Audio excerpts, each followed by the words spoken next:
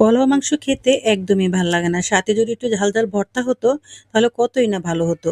না, পোলাও মাংস খেলে এমনিতে আবার গ্যাস্ট্রিক বেড়ে যায়। তার উপরে যদি ভর্তা খাই তাহলে তো গ্যাস্ট্রিক আরো বেড়ে যাবে। একদমই কোনো চিন্তা নেই। কারণ আমি এমন একটা ভর্তা বানাবো যেটা কোনো গ্যাস্ট্রিকের কোনো প্রবলেমই হবে না। তো এখানে আমি ১ম এ ধনিয়া পাতা, কাঁচামরিচ, টমেটো আর রসুন আর পেঁয়াজ নিয়ে নিয়েছি। আর তারপর এগুলোকে একটু কুচু, কুচু করে কেটে নিচ্ছি।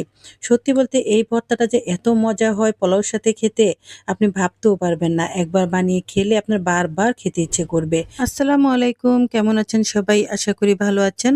আলহামদুলিল্লাহ আমিও ভালো আছি। এখানে আমি একটু পানি নিয়ে নিয়েছি। তার সাথে আমি পেঁয়াজ, কাঁচামরিচ আর রসুন, তারপর আবার টমেটো সবকিছু দিয়ে দিলাম। দিয়ে একটু বলক এনে নিলাম। বেশি না, সামান্য একটু বলক এনে নিয়েছি। তারপর আবার তুলেও ফেলেছি। একদমই বেশি সিদ্ধ করার দরকার নেই। তাহলে ভর্তার যত গুণাগুণ আছে সবকিছু পানির সাথেই রয়ে যাবে। তো যাই হোক, এখন ঠান্ডা করে তারপর আমি দিয়ে দিলাম এখানে চপারে। তারপর একটু চপ করে নেব।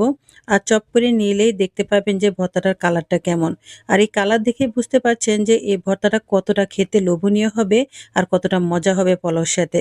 তো যাই হোক, এখন আমি চপার থেকে এগুলোকে বের করে নিচ্ছি। আমি অনেক জায়গায় খেয়েছি পোলাওর সাথে শুটকি ভর্তা, মাছ ভর্তা, কিন্তু সব ভর্তার উপরে হচ্ছে এই ভর্তাটা। এখানে আমি ১০০% শিওর দিয়ে বলতে পারছি যে এই ভর্তাটা খেতে পোলাওর সাথে কিন্তু অসাধারণ লাগে। একদমই শুটকি ভর্তা, মাছ ভর্তা থেকে একদমই আলাদা। তো যাই হোক, এখন আমি সামান্য করে একটু সরিষার তেল দিয়ে দিলাম আর তার মধ্যে ভর্তাটা দিয়ে দিয়েছি। বাস, এখন বেশ কিছুক্ষণ লাড়াচাড়া করব। আর এই লাড়াচাড়া করতে, করতে যখন পানিটা শুকিয়ে আসবে আর তখনই দিয়ে দেব লবণ। আর লবণটা দেওয়ার পর কিছুক্ষণ নেড়ে চেড়ে তারপর আবার দিয়ে দেব ধনিয়া পাতা। বেশি করে ধনিয়া পাতা দিবেন, তাহলে অনেক মজা হবে খেতে।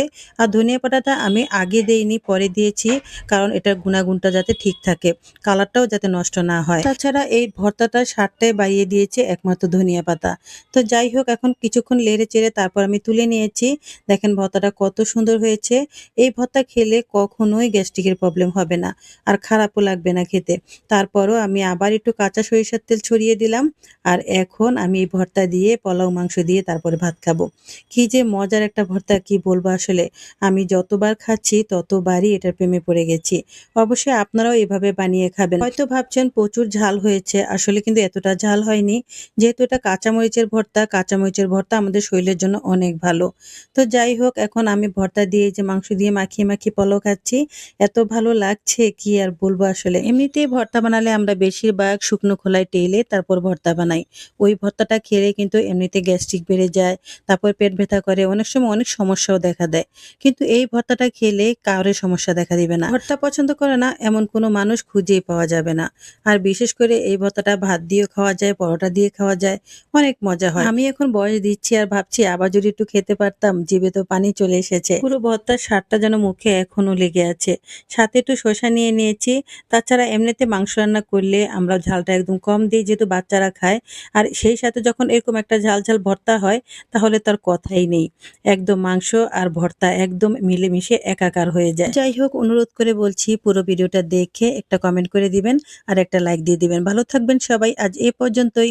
আল্লাহ হাফেজ।